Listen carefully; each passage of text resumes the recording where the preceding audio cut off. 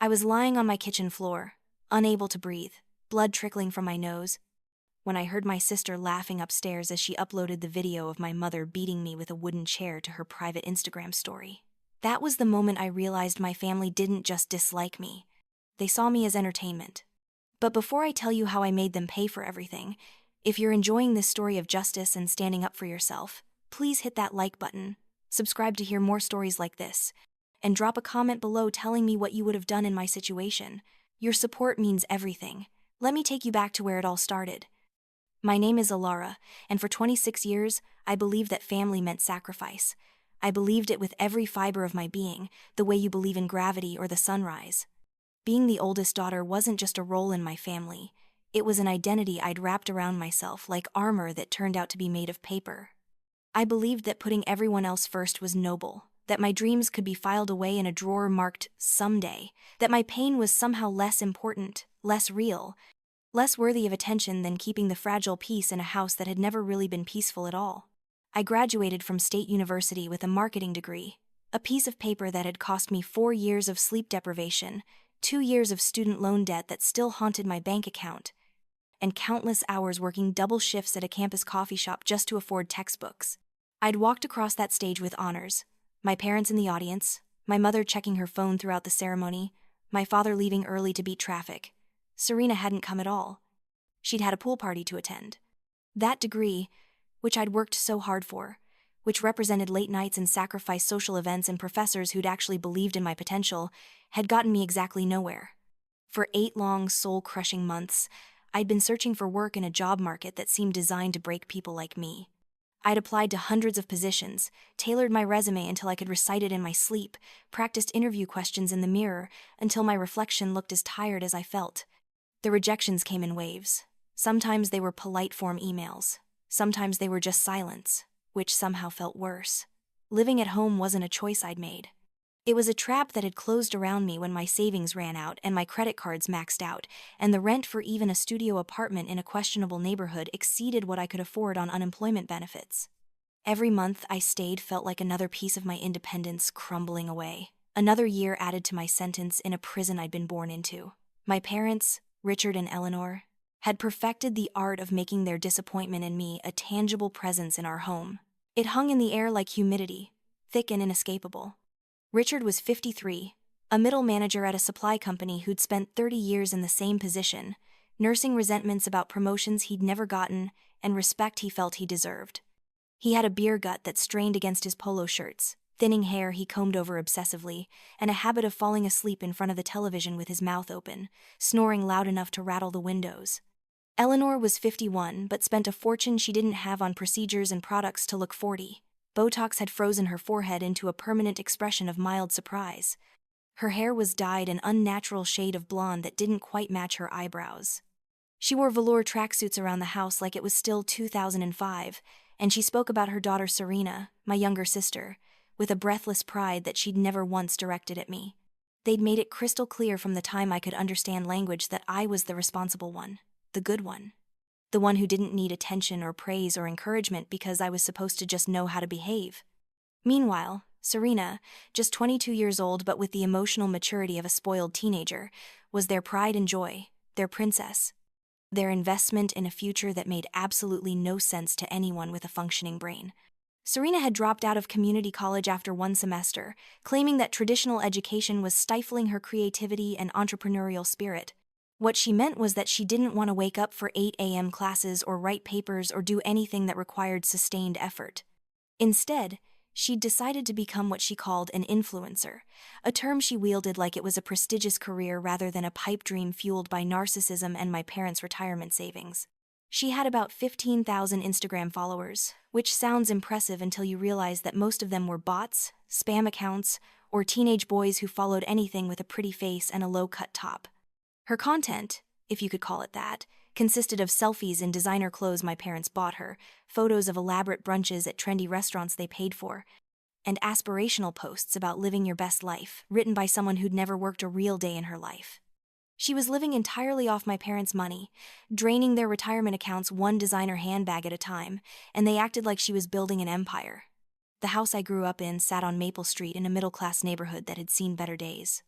It was a 3-bedroom colonial with white siding that used to be pristine but now showed signs of neglect, paint peeling near the gutters, shutters hanging slightly crooked. The lawn was mowed but not manicured, the flower beds weedy and overgrown. It was the house of people who wanted to look successful but couldn't quite afford to maintain the illusion. Inside, the layout was standard for houses built in the 1980s. Small entryway, stairs going up on the right, living room to the left, kitchen straight back, and a basement that my father had converted into his office, which was really just an excuse to have a space where he could drink beer and watch sports without my mother nagging him. The carpet throughout was a beige that had darkened with years of foot traffic, worn nearly threadbare in the high-traffic areas. The walls were painted in neutral tones, cream and pale gray, the kind of colors chosen by people with no particular taste trying to appeal to everyone and ending up appealing to no one. My mother kept the living room immaculate, a showroom space that existed solely for the rare occasions when her book club friends visited or when she wanted to take photos to post on Facebook proving that she had a nice home.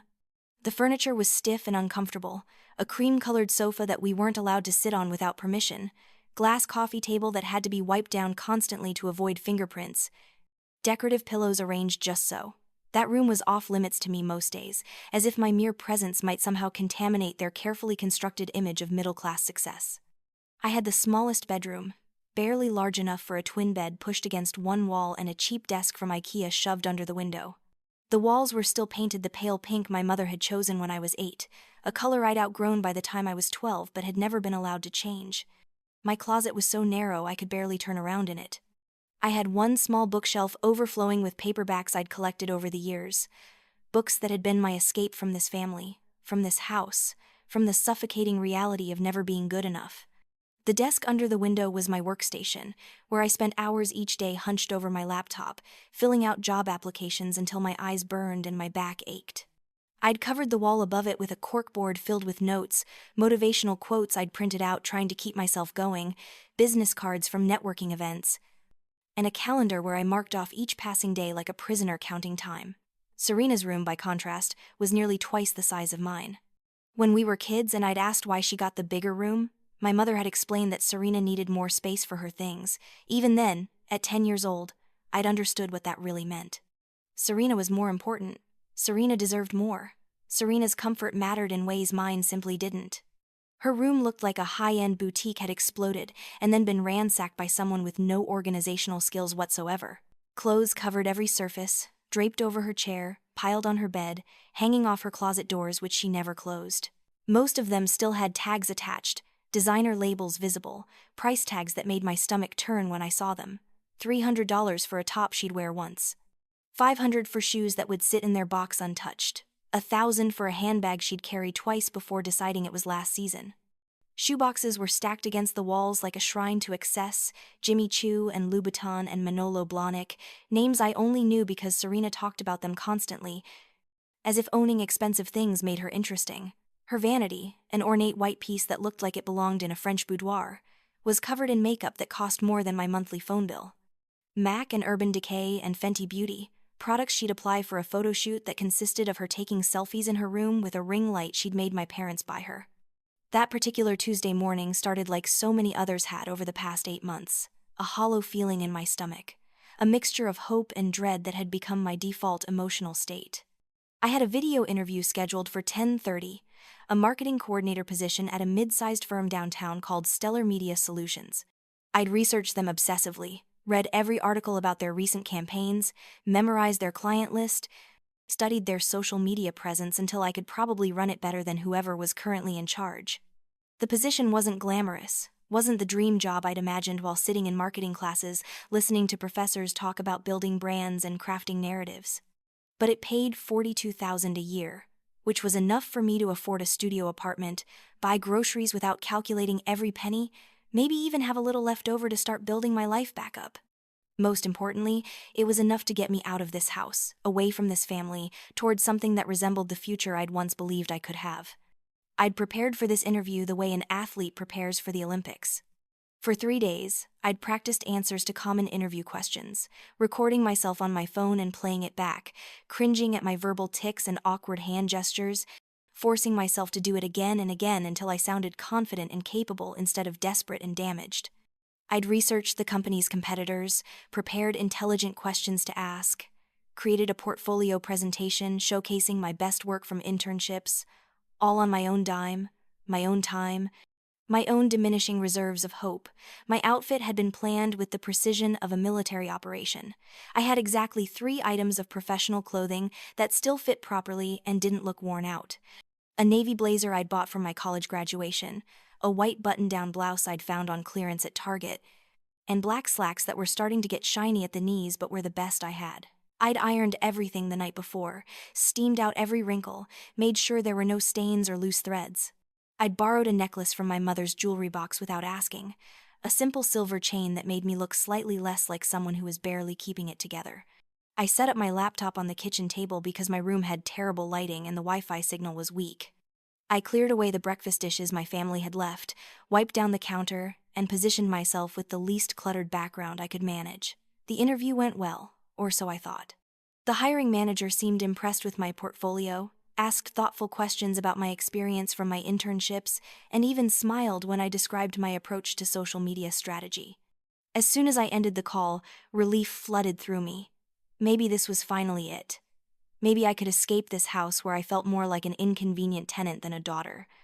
I was still sitting there, staring at my closed laptop, allowing myself a moment of hope when I heard footsteps on the stairs. Serena appeared in the kitchen doorway, her hair perfectly styled in beach waves, wearing silk pajamas that probably cost $200. She looked annoyed, which was her default expression whenever she had to acknowledge my existence. In her hands, she carried a burgundy cocktail dress, designer label visible even from across the room.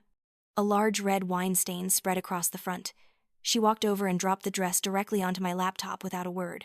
The fabric reeked of alcohol and something else, maybe vomit. I looked up at her, exhausted already, and she smiled that cruel little smile she'd perfected over the years. "You need to wash this," she said, not asked. "I need it for tonight. There's a party at Marcus's place, and all my other dresses are dirty. You're home all day anyway. It's not like you have anything better to do." I felt something tighten in my chest, but I kept my voice steady. "I just finished a job interview, Serena. That's your dress. You spilled wine on it. You can wash it yourself. The laundry room is right there." Her eyes narrowed, and she let out a sharp laugh. "A job interview? Alara? Who's going to hire you? You've been unemployed for what, 8 months now?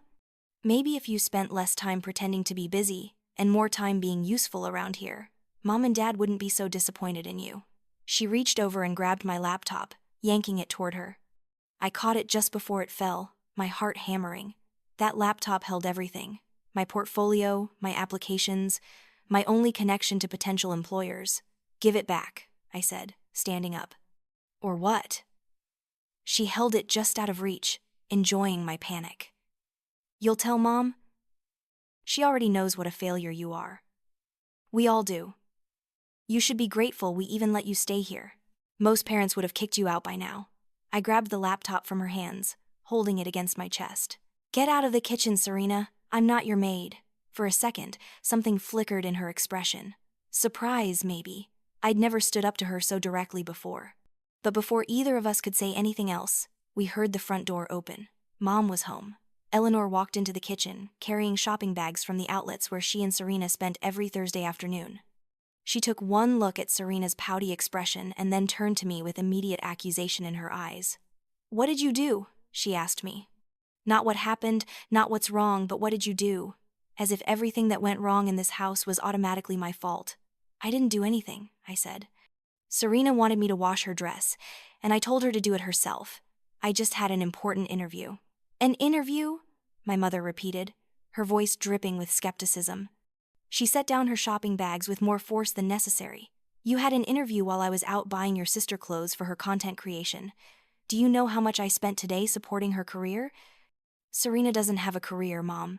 She has Instagram, and I've been applying to actual jobs every single day for months.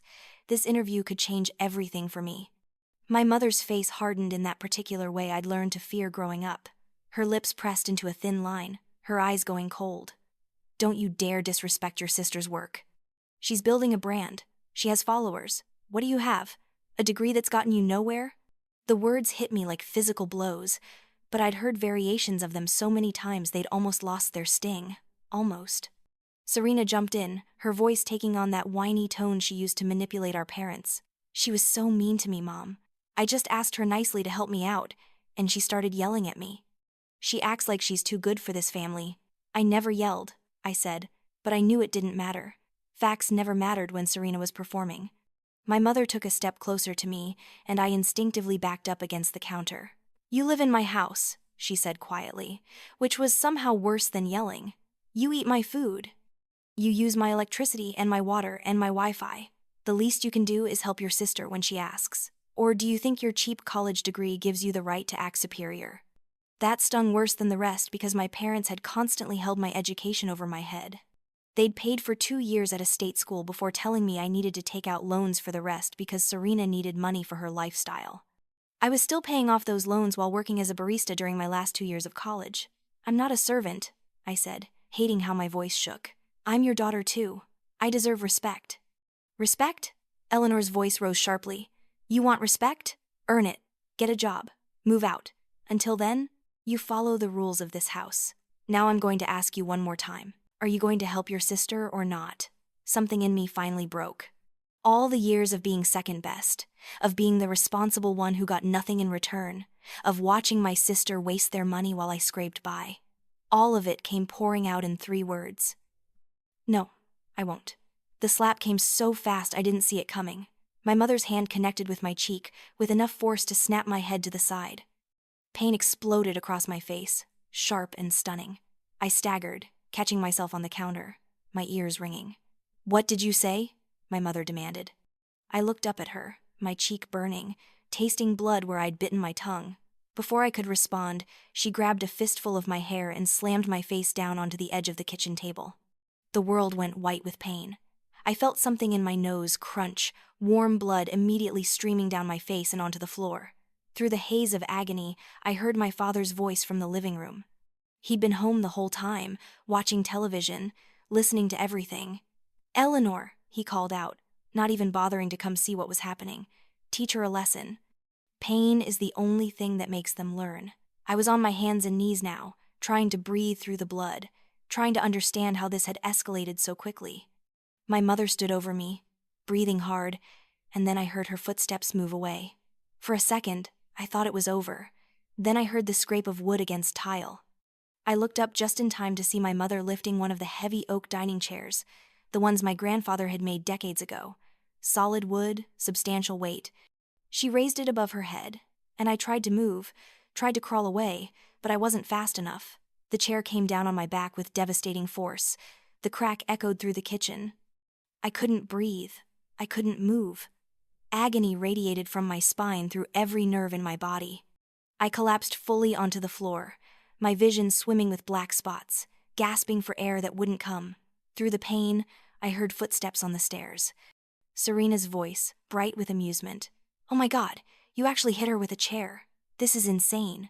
Hold on, I'm recording this. I turned my head slightly, enough to see my sister standing on the bottom step, her phone out, filming me as I lay bleeding on the kitchen floor. She was smiling, actually smiling, as she captured my humiliation. This is going to get so many views on my private story, she said. Emma and Zoe are going to die laughing. My father appeared in the doorway then, finally bothered enough to check on the situation. He looked down at me with something like disgust, then shook his head. She'll be fine by morning, he said to my mother. This should remind her to be more grateful. Come on, let's have dinner. I'm starving. They left me there. All 3 of them walked away, my mother to start cooking dinner as if nothing had happened, my father back to his television show, Serena to her room to edit the video of my beating. I lay on the cold tile floor of the kitchen, blood pooling under my face, my back screaming with every shallow breath, and I heard them talking and laughing in the next room. My father's voice carried clearly. She'll be more respectful tomorrow. You did the right thing. My mother responded with something I couldn't quite hear, but her tone was self-satisfied. And Serena, from upstairs, giggling as she narrated over the video. And this, ladies and gentlemen, is what happens when the family disappointment tries to act like she matters. Chef's kiss. Peak entertainment. I don't know how long I lay there. Time seemed to stretch and compress strangely. Eventually, I managed to pull myself to my feet, using the counter for support. Every movement sent fresh waves of pain through my body. I stumbled to the bathroom, locked the door, and looked at myself in the mirror. My face was a mess. Blood covered my chin and neck. My nose was definitely broken, already swelling, bruises forming under both eyes. I turned carefully and lifted my shirt. A massive bruise was already spreading across my lower back, dark purple and angry red. I touched it gently and immediately regretted it. But the physical pain wasn't what broke me in that moment. It was the realization that my family had watched me get beaten, had filmed it, had laughed about it, and then gone about their evening like I was nothing. Like I deserved it. Like I wasn't even human to them. I cleaned myself up as best I could with shaking hands. The bleeding from my nose eventually stopped, though breathing through it hurt terribly. I splashed cold water on my face until the sink ran pink, then red, then pink again. I took 4 ibuprofen from the medicine cabinet and swallowed them dry. When I finally left the bathroom, the house was quiet. They'd finished dinner without me. No one had checked to see if I was okay. No one had apologized. I climbed the stairs slowly, each step an exercise in endurance, and locked myself in my tiny bedroom.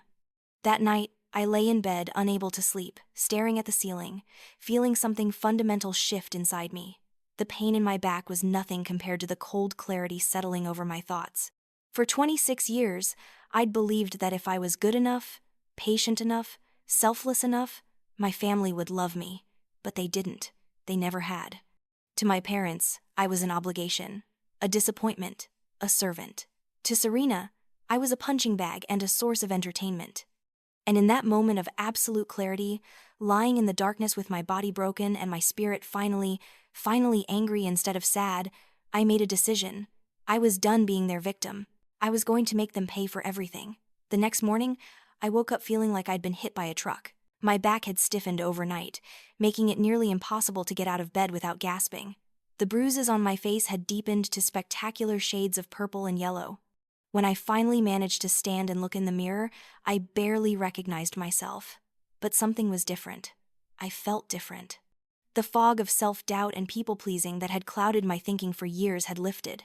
I could see everything clearly now, including exactly what I needed to do. First, I needed them to think they'd won. I needed them to believe they'd successfully beaten me into submission. I forced myself downstairs, moving slowly, deliberately showing my pain. My mother was in the kitchen, making coffee, my father reading the newspaper at the table. Serena was still asleep, as usual. "Good morning," I said quietly, carefully. My mother glanced at me, took in my bruised face, and went back to pouring her coffee. "Your breakfast is on the stove. Don't forget to clean the pan." "Thank you," I said. "I'm sorry about yesterday. You were right. I was being selfish." That made her pause. She looked at me more closely, suspicious but pleased. "Well, I'm glad you see it that way. We only want what's best for this family." "I know," I lied. "I'll try harder. I'll help Serena more." My father lowered his newspaper enough to make eye contact. "Good girl. I knew you'd come around. You just needed a firm hand." I nodded, swallowing my rage like poison, and served myself the cold eggs my mother had left out.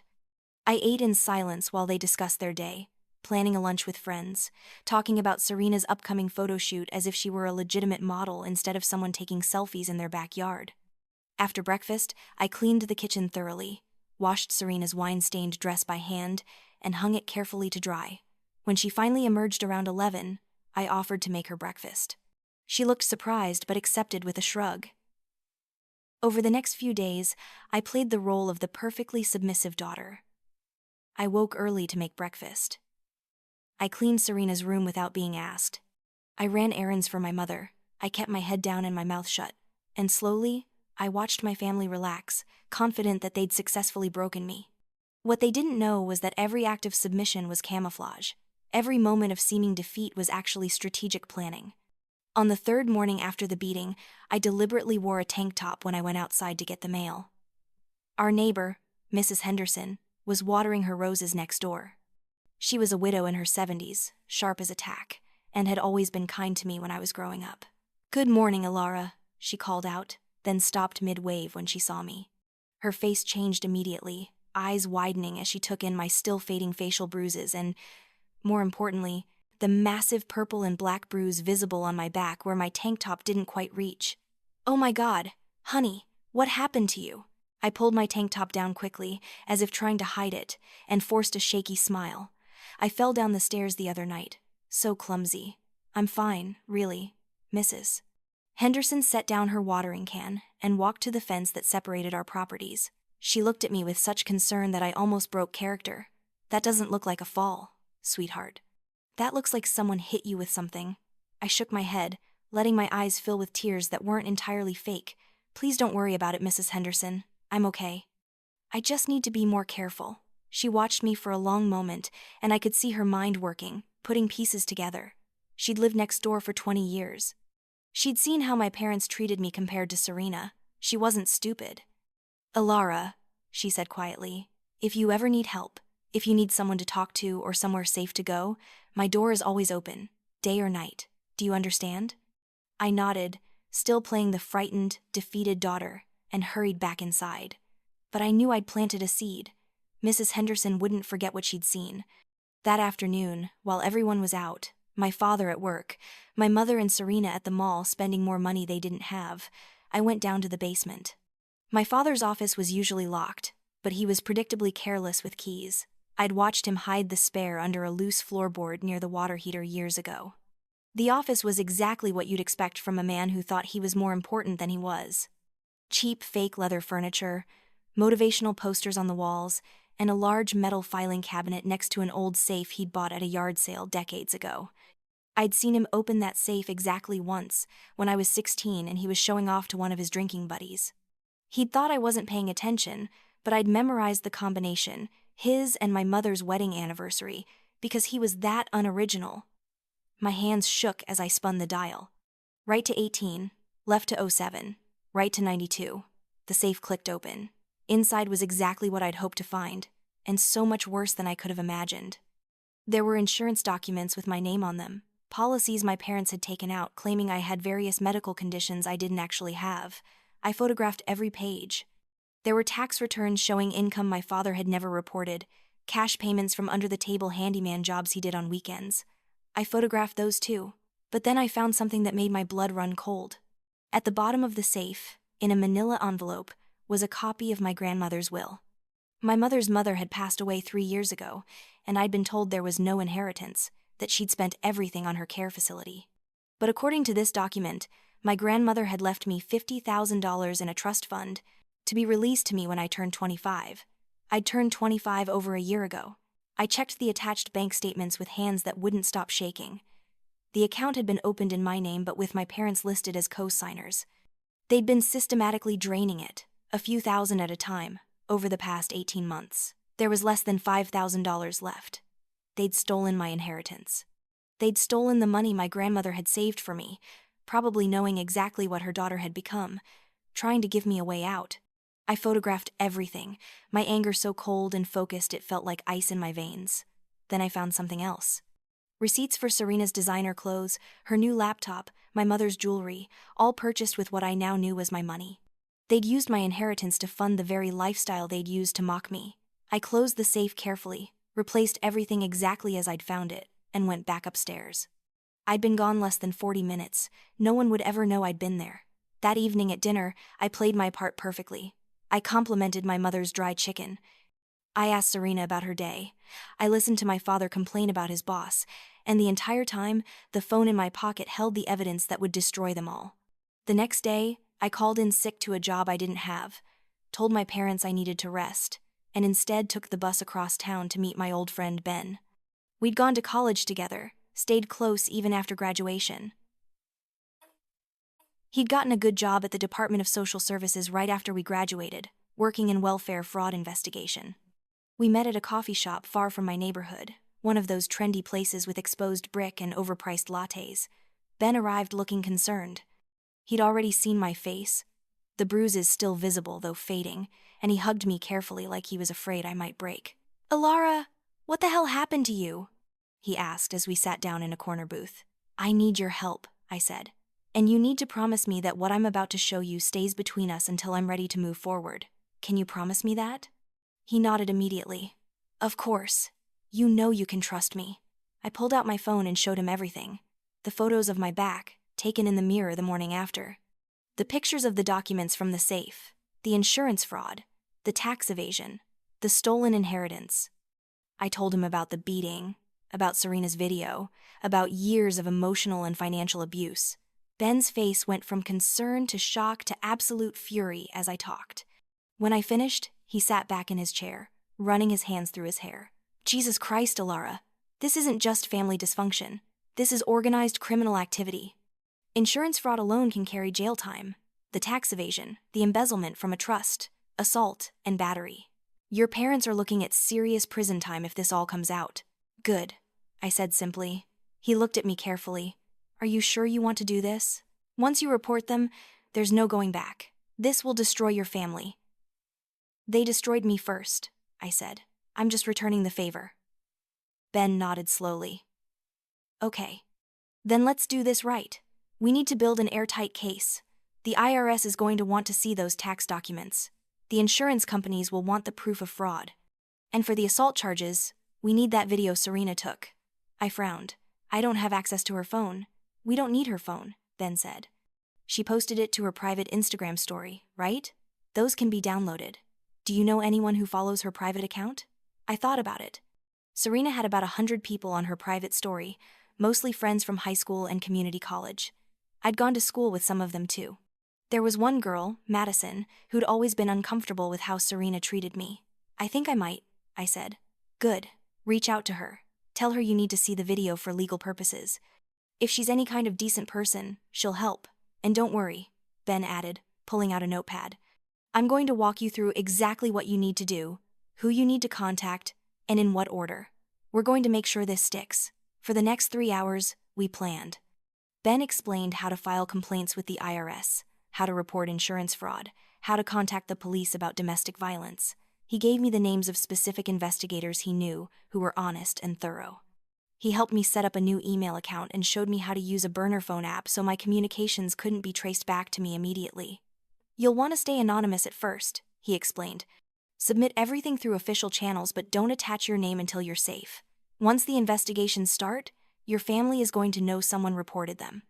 You need to have a plan for where you're going to go. I'd been thinking about that. I had a former coworker from my barista days, Lisa, who'd moved to the city and had mentioned needing a roommate. We'd stayed in touch. She might let me crash on her couch until I figured things out. Do it, Ben said. Line that up now. And Alara? He looked at me seriously. Once you start this, things are going to get ugly. Your family is going to try to manipulate you, threaten you, maybe even hurt you again. You need to be prepared for that. I'm prepared, I said, and I meant it. I'd spent 3 days playing the perfect victim, watching them gloat, and every minute of it had hardened my resolve. I wasn't scared anymore. I was angry, and I was finally doing something about it. That night, I reached out to Madison through Facebook. I kept the message simple. Hey, I know this is random, but I need to ask you about something Serena posted. Could we talk? She responded within an hour. Is this about the video from last week? That was messed up, Alara. I almost unfollowed her after that. We arranged to meet the next afternoon at a park halfway between our houses. Madison was a short girl with kind eyes who'd always been nice to me in high school, even when being friends with me meant Serena would give her attitude. I'm really sorry about what happened, she said as soon as we sat down on a bench. I couldn't believe she actually posted that. What your mom did to you was abuse. Plain and simple. Do you still have the video? I asked. She pulled out her phone. I screen recorded it before her story expired.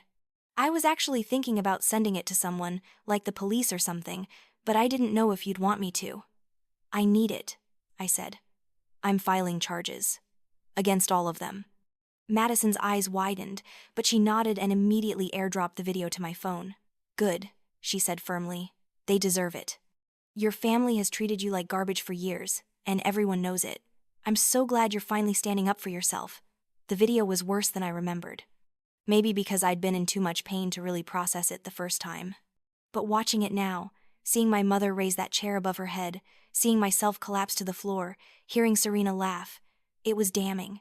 No one could watch this and think it was anything but assault. Thank you, I told Madison. You might be called as a witness at some point. She squeezed my hand. Anytime. Seriously, Alara, I've got your back. With the video secured, I spent the next 2 days organizing everything. I made copies of all the documents, stored them in multiple places, cloud storage, Ben's house, even Mrs. Henderson's garage in a sealed envelope. I asked her to keep safe without looking inside. On Monday morning, 1 week after my mother had beaten me with a chair, I began filing reports. The first was to the IRS, submitting my father's unreported income along with detailed records and photographs of the tax returns I'd found. I used the anonymous online reporting system, carefully following Ben's instructions. The second was to the 3 insurance companies my parents had policies with, reporting suspected fraud and providing evidence of the false claims they'd filed in my name over the years. The third was to the estate attorney, whose name was on my grandmother's will, reporting the embezzlement of trust funds and providing bank statements showing the unauthorized withdrawals. Each submission felt like dropping a bomb. I was methodical, calm, and thorough. Every claim was backed up with photographs, dates, and specific details. There would be no wiggling out of this. The last thing I did was call Mrs. Henderson and ask if she'd be willing to give a statement to the police about what she'd witnessed. She agreed immediately, her voice strong and certain. "I've been watching your parents mistreat you since you were a child," she said. "It's about time someone held them accountable." Then I waited. The first response came faster than I expected. 3 days after I filed, my father received a certified letter from the IRS requesting he contact them immediately regarding an investigation into unreported income. I was in my room when he came home from work that day, but I could hear his voice from downstairs, first confused, then panicked. "Eleanor," he shouted, "we have a problem." I crept to the top of the stairs and listened. "What kind of problem?" my mother asked. "The IRS is auditing me. They want to see 10 years of records. They say someone reported suspicious income." "Who the hell would do that?" There was a long silence, then my mother's voice, tight with stress. "Maybe one of your contractors. You know how people get when they think they're owed money." I slipped back into my room, a cold smile on my face.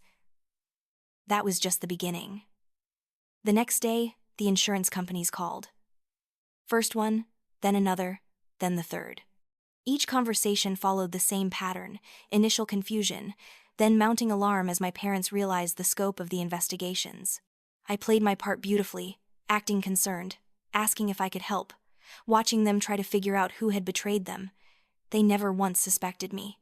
Serena started getting anxious when my mother explained that the insurance fraud investigation might affect her too, since some of the medical claims had been filed jointly. The possibility that her comfortable lifestyle might be disrupted sent her into a spiral of dramatic texts to her friends about how unfair life was. The stress began to fracture them. My parents, who usually presented a united front, started snapping at each other. My father blamed my mother for being too greedy with the insurance claims. My mother shot back that he was the one who hadn't been paying taxes on thousands of dollars of income. I watched it all unfold like I was watching a play I'd written myself. 2 weeks after the investigation started, my mother got a call from the bank that managed my grandmother's estate. They wanted to meet about irregularities in the trust account. That meeting did not go well. When my parents came home that evening, they looked shell-shocked. The bank had frozen the remaining funds and was threatening legal action for embezzlement. My mother's hands were shaking as she poured herself a large glass of wine. "How did they even know?" she asked my father. "We were so careful. Who could have told them?" "I don't know," he said, "but we need to figure it out fast. If they press charges, we could lose everything. The house, our savings, everything." Good, I thought from where I sat in the kitchen, pretending to look at my laptop. Lose it all. But I wasn't done yet. The breaking point came on a Wednesday morning, exactly 3 weeks after my mother had beaten me. I'd been preparing for this moment, had everything in place, every piece of evidence secured, every escape route planned. I'd already moved most of my important belongings out of the house in small batches, taking them to Lisa's apartment where I'd arranged to stay. My college degree, my laptop, my photos, all the things that mattered were already safe. That morning, police cars pulled up in front of our house at 7 a.m. 4 officers, 2 detectives, and a representative from Child Protective Services, though I was well past needing their protection. They had warrants, multiple warrants, for search and seizure related to financial crimes, and an arrest warrant for Eleanor for assault and battery. I'd made the domestic violence report the day before, walking into the police station with Ben Madison, Mrs. Henderson, the video, and medical records from the emergency clinic I'd finally visited to document my injuries. The detectives had reviewed everything and moved with impressive speed. My father opened the door in his bathrobe, confused and frightened. I watched from the top of the stairs as they showed him the warrants and began searching the house. My mother came running from the bedroom, her face pale. "What is this? What's happening?" she demanded. "Eleanor Grant," one of the officers said. You're under arrest for assault and battery. You have the right to remain silent." Her face went white, then red. "This is insane. I never assaulted anyone. This is a mistake." The detective held up a tablet showing Serena's video. "We have video evidence, ma'am. We also have witness testimony and medical records. Please put your hands behind your back." My mother's eyes frantically scanned the room and landed on me standing at the top of the stairs, fully dressed, my suitcase next to me. "You," she breathed. "You did this." I walked slowly down the stairs, my back straight, my face calm. I looked her directly in the eyes as the officer put handcuffs on her wrists. "You told me pain was the only thing that made people learn," I said quietly. I learned. I learned exactly what kind of people you are. I learned that I deserve better. And I learned that actions have consequences." Serena appeared from her room then, her face still puffy from sleep, her phone in hand ready to document whatever was happening. When she saw the police, the color drained from her face. "What's going on?" she asked, her voice small and scared for once. One of the detectives turned to her. "Are you Serena Grant?" "Yes." "We need to see your phone. We have a warrant for any electronic devices used to record or share the assault that took place on the evening of March 15th. Serena's eyes went wide. She looked at her phone, then at me, and I saw the moment she understood. The video. Her entertainment. Her stupid, cruel video was now evidence in a criminal case. "I didn't know," she started. But the detective was already taking her phone, placing it in an evidence bag. My father stood frozen in the hallway, watching his world collapse. His wife was being arrested. His house was being searched. Police were carrying out boxes of documents from his office.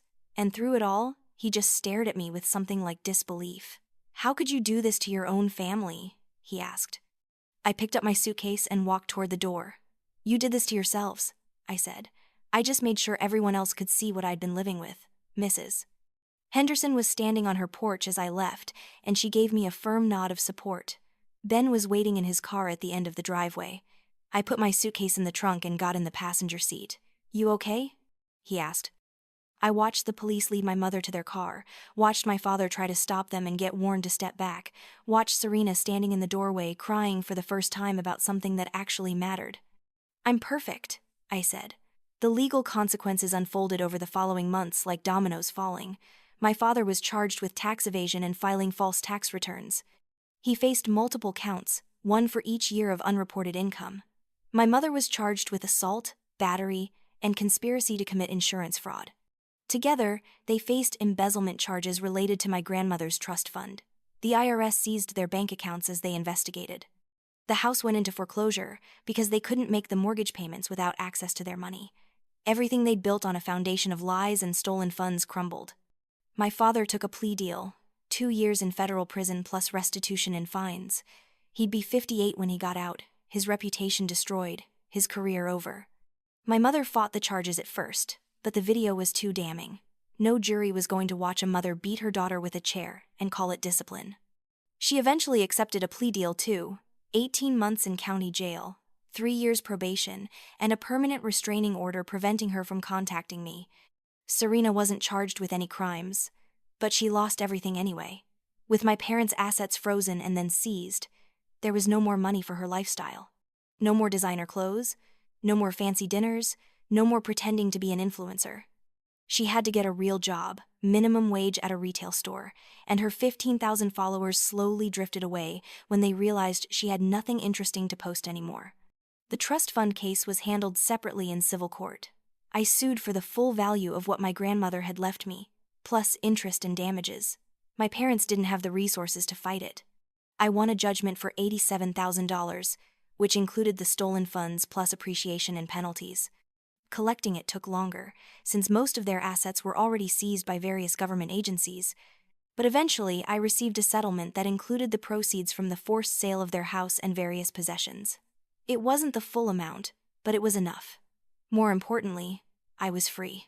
I moved in with Lisa, and her apartment became a genuine home for me in a way my parents' house never had. She was supportive without being pushy, gave me space when I needed it, and made me laugh when the weight of everything threatened to drag me down. I went to therapy, weekly sessions with a counselor who specialized in family trauma. She helped me understand that what I'd experienced wasn't normal, wasn't acceptable, and most importantly, wasn't my fault. She helped me work through the guilt that tried to creep in, the voice that whispered maybe I'd been too harsh, maybe I'd overreacted. But then I'd remember the feel of that chair hitting my back, the sound of my sister laughing, the casual cruelty of my father telling my mother to make it hurt more. And I'd know I'd done the right thing. With the settlement money, I paid off my student loans completely. The weight that lifted when I made that final payment was incredible, like I'd been carrying a physical burden and could finally stand up straight. I used the rest to take a professional development course in digital marketing and design, updating my skills and making myself more competitive in the job market. 3 months after completing the course, I landed a position at a mid-sized marketing firm downtown. Not the job I'd been interviewing for when everything exploded, but a better one, with better pay and actual room for advancement. My boss, Jennifer, was the kind of leader I'd always hoped to work for. She was demanding but fair, expected excellence but provided support, and genuinely cared about her team as people, not just employees. Working for her showed me what healthy professional relationships looked like. I made friends at work, real friends who didn't know anything about my family drama unless I chose to share it.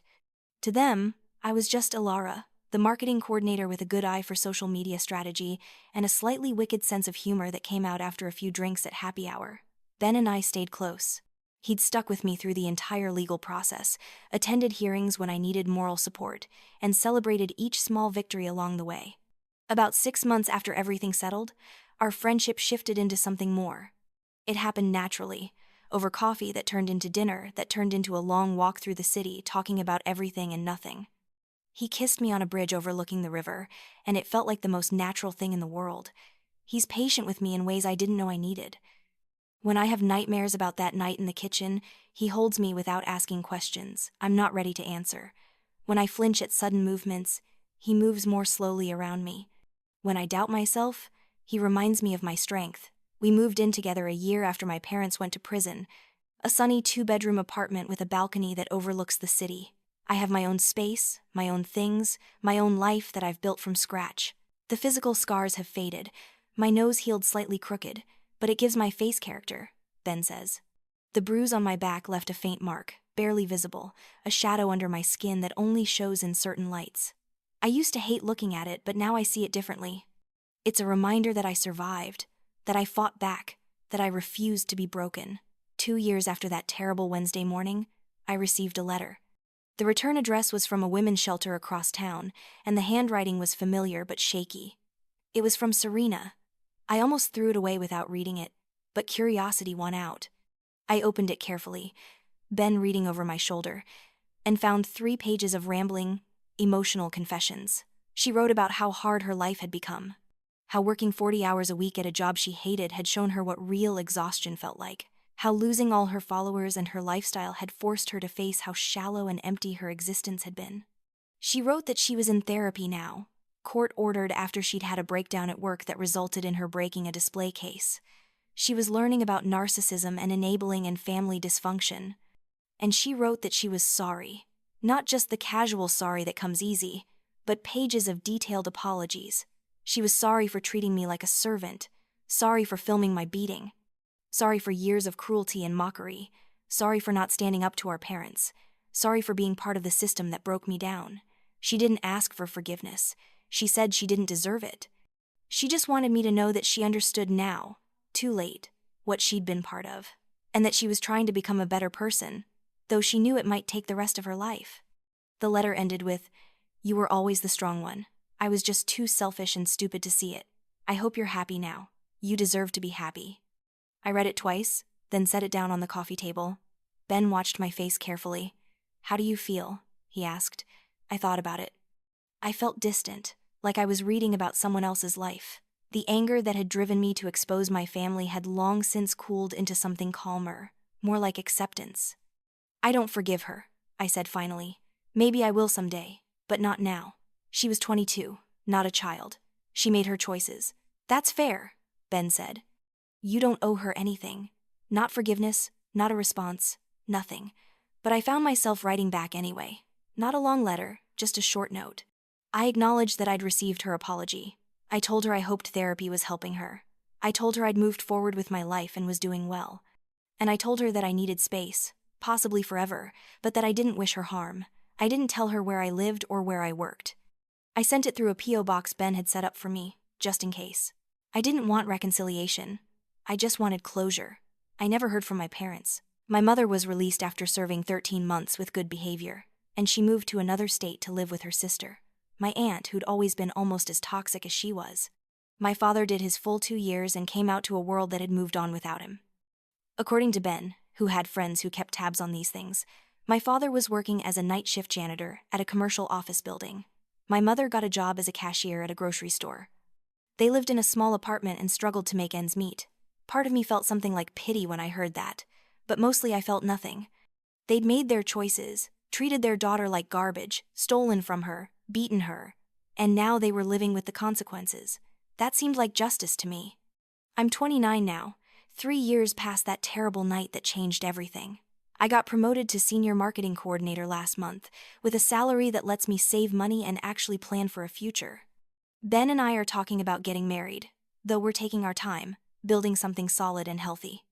I have friends who care about me, a job I enjoy, an apartment that feels like home, and a life that's entirely my own. I wake up without dread. I make decisions without asking permission. I set boundaries without guilt. The other evening, I was sitting on our balcony watching the sun set over the city. Ben brought me a glass of wine and sat down next to me, and I felt this profound sense of peace wash over me. People talk about revenge like it's this sweet, satisfying thing. And sure, there was satisfaction in watching my family face consequences for their actions, but the real revenge, the lasting kind, wasn't watching them fall. It was this. This moment of sitting in my own space, living my own life, being loved by someone who respects me, working toward goals that matter to me. The revenge was proving that they didn't break me, that I was stronger than they ever gave me credit for, that I could take the worst they did to me and use it as fuel to build something better. Some people might say I went too far, that I destroyed my family over a beating and some stolen money. But those people didn't feel the chair crack across their spine. They didn't hear their mother tell them they deserved it. They didn't watch their sister film it for entertainment. Those people don't understand that sometimes the most loving thing you can do for yourself is to stop setting yourself on fire to keep other people warm. That walking away from toxic people, even when they're family, isn't cruel, it's survival. I learned that pain can be a teacher, but not in the way my father meant. The lesson wasn't to shut up and submit.